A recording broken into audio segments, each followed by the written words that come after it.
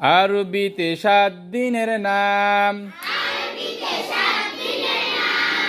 আরবিতে 7 দিনের নাম। ইয়াউমুস সাবতি শনিবার। ইয়াউমুস সাবতি শনিবার।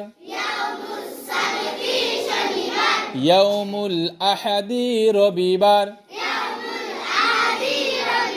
আওয়াজ কি আর নাই? ইয়াউমুল আহাদি রবিবার। যত আওয়াজ দিবা তত পড়া ভালো হবে। ইয়াউমুস সাবতি কি বার? ইয়াউমুল আহাদি কি বার?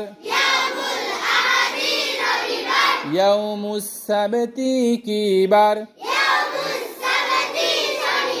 ইয়াউমুল আহাদি কি বার?